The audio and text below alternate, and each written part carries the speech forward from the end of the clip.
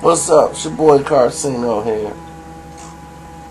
And this is true behind the truth behind the hip hop trials of Jay-Z.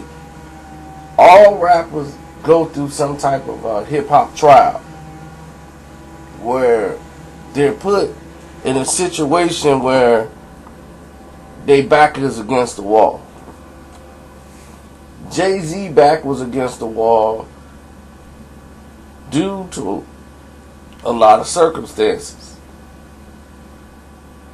And these circumstances were going to start to affect his record. Because here you got Jim Jones ready to engage in a PR stunt going at Jay-Z. And when you do that, and him and Cam both taking shots at Jay, and they using him to really build themselves back up while they independent and they ain't on rock no more. And Jay is really in the office at this time. He's not even rapping. People would have just brushed that off. Then this one guy just decided to make a mixtape. And I told y'all before, it was called I'm Not a Biter, I'm a Writer. Then it was flipped around once Cam them bought it and paid the guy money, and they called it the Swagger Jacker. And when they put Swagger Jack out and put it on radio, Jay-Z, for the first time in his life, back was against the wall. He had to respond. But he didn't respond right away. He responded once he had an album coming out. He was going to take the suit off, go back in the studio, and put a record out. And the reason why he did it that way is because the studios made him. And it was a trial under fire. It's like, we're going to put you in a situation, they're going to ask you all the questions of what's going on. And even the questions you don't want to answer, you got to answer them. Because you coming back and you got to give people a reason to want to mess with you again. Because right now they're laughing at you. And it's like, Jay-Z ain't popping. Jay-Z old. You got to give them a reason. So let's listen to Jay defend himself. This is the Jim Jones situation. When Jim Jones was coming at him. And people think I hate Jay-Z or something. I'm just telling y'all the facts of what really happened. You know, and the majority of this stuff he's saying, I agree with.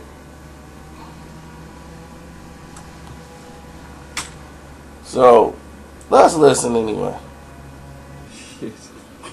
What's up with that Jim Jones shit, man?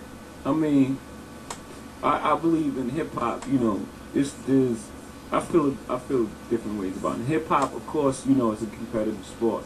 But on the other end of it, it's like certain people shouldn't be able to say your names until they've done something in the genre of music. I've done too much in this music to even have to answer that question. Like Jim Jones, who is Jim Jones? Like, he's not on anyone's top 10 list. He's not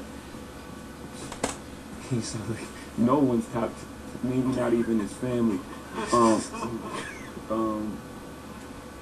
There's no hardware on his wall, no classic album. So from a creative standpoint and an economic standpoint, he doesn't even register. So why do I have to answer that question? You know what I'm saying? Because it is on the radar. People are talking about it. And Dame Dash is screaming all on the track. Have you spoke to Dame? No, of course not. But I mean, my radar, like for what I've done, hip hop, and what I've done in this. I'm just talking about. Forget it. Couldn't be Jim Jones. Or it could be Jimmy Jones. Whatever. Right, whoever. You know, for people, that's like I was saying last night. It's like the 8th guy on the bench just screaming at Jordan, like, you a bum.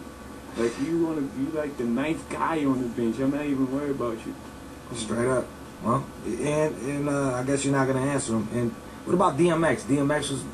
It seems like now that you're like the president and doing shit, then I don't think it's anything dissimilar to any other label. Just that I am who I am. So of course it's on everyone's radar. But in companies, you're gonna have people that's not upset. Not everyone can be happy.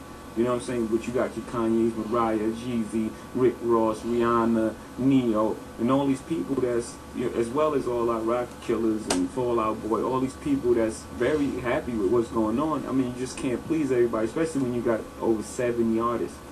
It's just the way it is. But of course, because I am who I am, it seems, you know, it's magnified. But, you know, I share the same problem as Jimmy, as Sylvia, as you know, anybody else. But the difference is Jimmy is not going to be accused of a conflict of interest. You're an artist as well.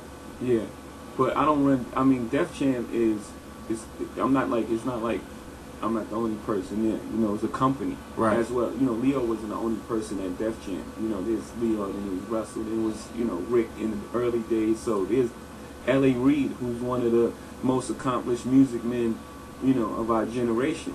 Right. That's in the building. So it's you know, I mean, there's incredible record people in the building. It's not really a conflict of interest.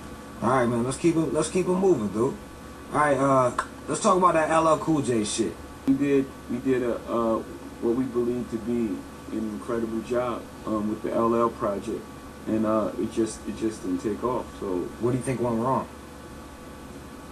I don't know. Maybe you know, when we went for the record at radio, we could have went top 40 first and foremost. But you know, that's how records usually start. They start urban, then they go top 40. You don't usually go for a record top 40. But maybe we should have did something outside of the box and went top 40 with his record. That's the only place I could see there was a stagger. I mean, we had the 2 videos shot before we went to holiday break. Before his album came out, we had 2 videos shot. One with J-Lo in it. So, I mean.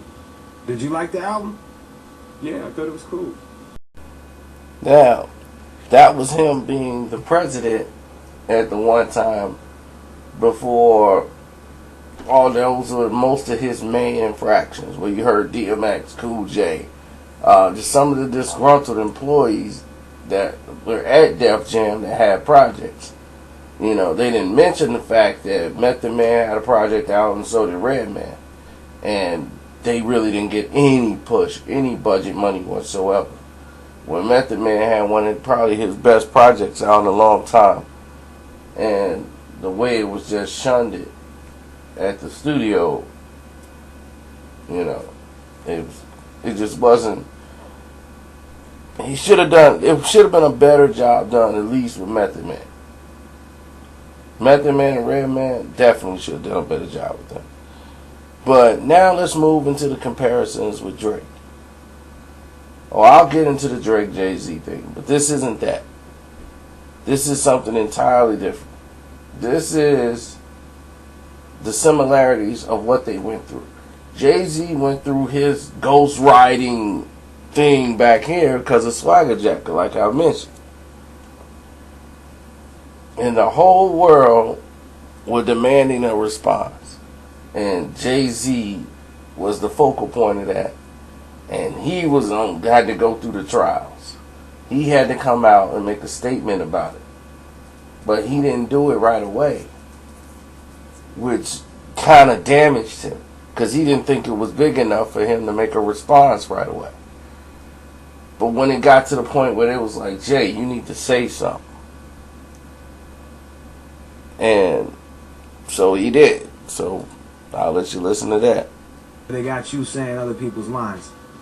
I don't think they'll do anything that's different in hip-hop, maybe better, you know what I'm saying, than anybody else who do hip-hop. It started out as a big thing, like as big as my man. I mean, other than just being an incredible icon and what he's done for hip-hop, you know, that was a friend of mine, like really a friend of mine. So, and if you look, I don't think you go through anybody's catalog and, you know, not see anything where we incorporate someone else's music. It's hip hop. That's what we do. We sample. You know what I'm saying? We sample and we, you know, whatever. I don't know, man. I agree with you, dude. I thought it was bullshit. But if you look at my material, if I got 400 songs and there's 20, I got a lot of music. If I got 400 songs and there's 20 songs that borrow from other people's music, then it's still 380 songs. If you do the percentages of my songs, original songs versus songs with someone's verse in it, then it'd be like 0.1% or something. Wait, with Def Jam, who do you guys got coming up? Wow. It's tough right now. Right now, I'm on a search. I'm on a search for the new guy who to carry the Rockefeller flag, as well as the next. I mean, Rick Ross is the newest guy that we got, and he has the triple C's, and they're gonna make an impact on the world. And of course, the Young Jeezy is coming out. Young Jeezy, you, Nas, and Ghostface are all coming out in the last quarter. Yeah. That's crazy, dude. Yeah. Who's gonna get the most money? The most money? Who's gonna get the biggest push? Whatever's shows itself. I mean, with anything. We all know how that went, right? Whatever was the biggest thing, right? Well, I'll tell you what happened. Jeezy had about 700,000. Nas had $1.2 million of marketing dollars. Ghostface, they spent $50,000 on marketing on Ghostface. They spent $150,000 marketing. It was $150,000 marketing campaign for I think a video for Ghost. So it was some type of campaign they had. They had a couple other artists. It wasn't just them. It was another artist, I think, that had a previous release. They spent $150,000 on. They used cross promotion with Ghost to try to do that. And I think it was probably like Rick Ross or something. But $150,000 was spent there. Jay-Z had $20 million. The man was on ESPN. The man was on Monday Night Football. He was everywhere. He had all the celebrities, Danica Patrick, all of them in this video.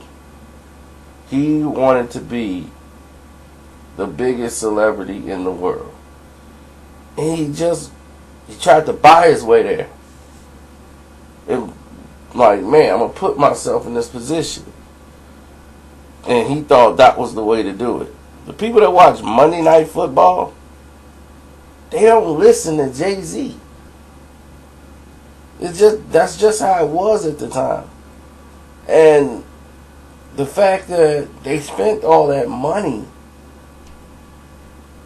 in that genre, it was so wasteful that when he left, like I told y'all before on the other video, he had to pay Def Jam back for all the lost wages.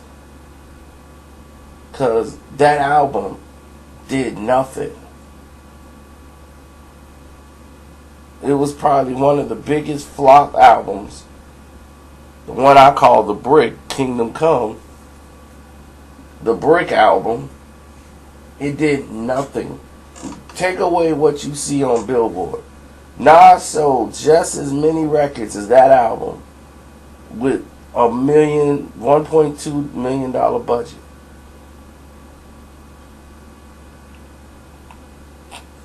Jeezy sold just as many records with the same type of budget, with almost like $1 million budget.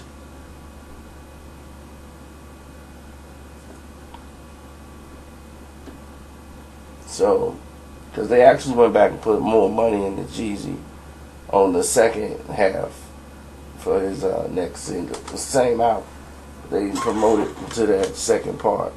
But that's what you got out of the deal.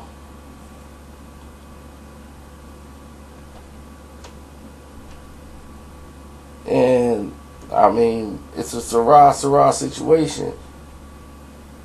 But at least everybody know, like, where we stand on it. Like, as far as the people and the direction and where everybody was hinting they go and shit like that. We know. This is what they meant. when they talk about overprivileged people doing this and how the business is ran, if you're going to be a president of the company, you should just do the day job. Because if you try to come back and rhyme, rappers, their egos, they all believe they number one. And the day you show them you above them, because you coming back and you rapping, now you wasn't doing your job.